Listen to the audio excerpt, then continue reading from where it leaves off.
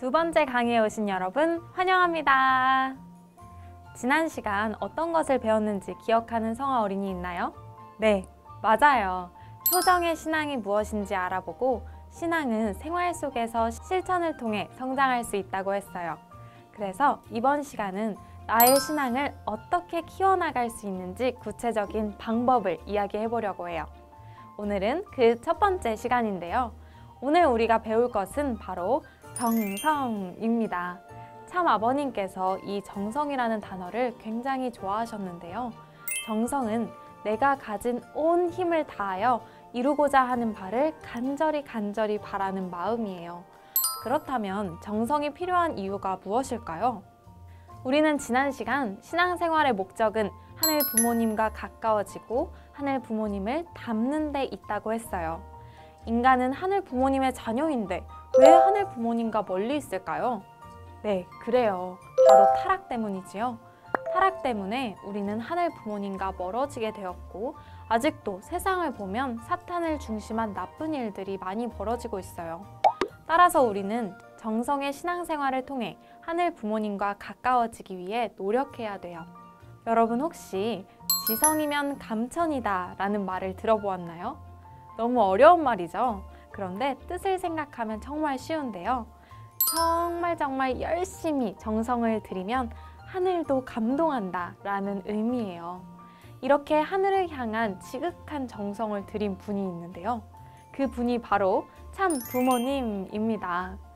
참 부모님께서는 정성의 생활을 정말 중요하게 생각하셨어요. 언제나 하늘 부모님을 위해 그리고 전 세계 인류를 위해 정성의 삶을 사셨어요. 이러한 정성은 한두 번만 드린다고 해서 하늘 부모님과 가까워질 수는 없어요. 지속적으로 드리는 게 정말 중요한데요.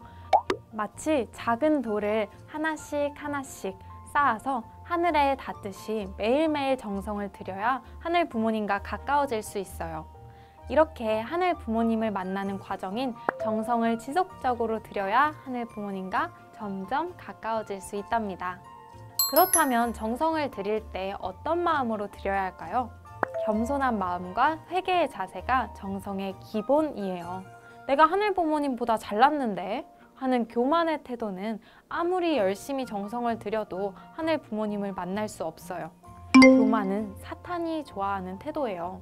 하늘 부모님 앞에서는 겸손한 자세로 정성을 드려야 돼요. 그리고 정성을 드릴 때는 나의 삶을 돌아보면서 혹시라도 내가 잘못한 일들이 있다면 하늘 부모님께 솔직하게 고백하고 잘못을 반성하는 마음을 가져야 돼요. 네, 여러분, 이렇게 정성을 왜 드려야 하는지 그리고 정성은 어떤 마음으로 드려야 하는지 알아보았는데요.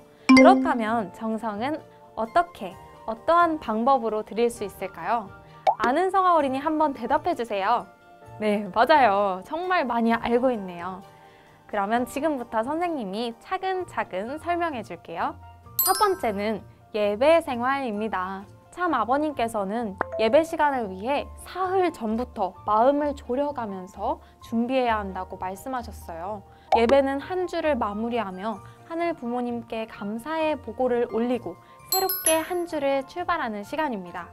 그리고 두 번째는 혼자서 해볼 수 있는 정성 생활로 기도 생활이 있습니다. 참 부모님께서는 언제나 나를 위한 기도가 아닌 전 세계 인류를 위한 간절한 기도 정성의 생활을 하셨는데요. 참 아버님께서 기도는 하늘 부모님과 대화하는 보고의 시간이다 라고 말씀을 해주셨어요.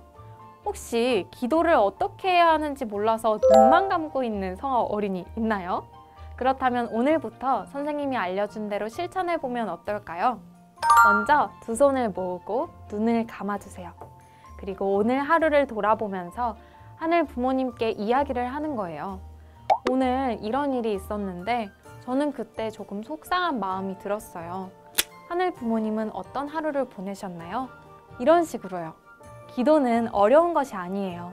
차근차근 하늘 부모님께 나의 솔직한 마음을 이야기하고 하늘 부모님께 질문을 하면 나의 마음이 하늘 부모님과 가까워질 거예요. 세 번째는 말씀 훈독입니다. 참 부모님께서 해주신 말씀은 하늘 부모님의 생명과 같은 말씀이에요.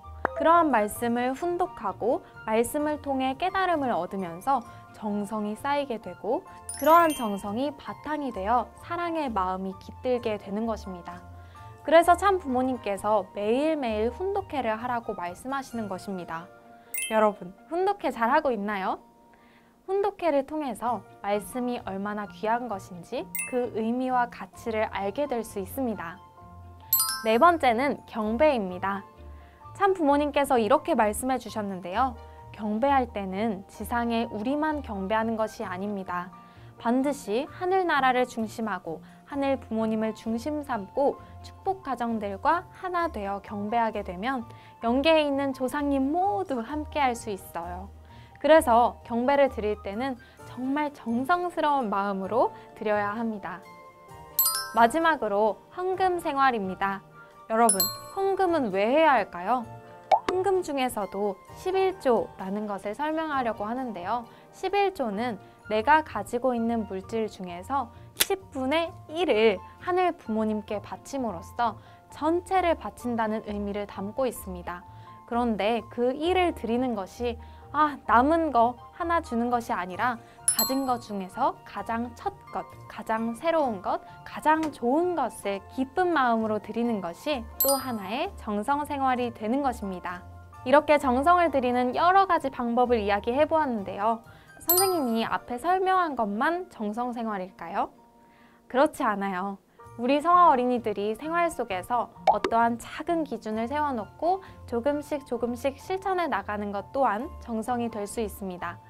예를 들어 아침에 일어나서 하늘 부모님, 참 부모님께 인사를 드리는 것, 그리고 더욱더 하늘을 중심 삼은 삶을 살기 위해 노력하는 것, 그러한 작은 실천들이 모두 정성이랍니다. 네, 이번 시간에는 기본 생활인 정성이 하늘 부모님을 만나게 해주고 가깝게 해준다는 것을 배웠어요. 그리고 정성의 기본적인 자세가 겸손과 회개라는 것, 우리가 생활 속에서 드릴 수 있는 정성에 대해서도 알아보았는데요. 지성이면 감천이다라는 말 잊지 않았죠? 내가 정말 간절하게 쌓은 정성은 하늘도 감동시킬 수 있어요. 생활 속에서 아주 작은 것이라도 정성을 실천해서 하늘 부모님을 감동시키는 우리 성화 어린이가 됩시다. 이상으로 강의 마치겠습니다. 안녕!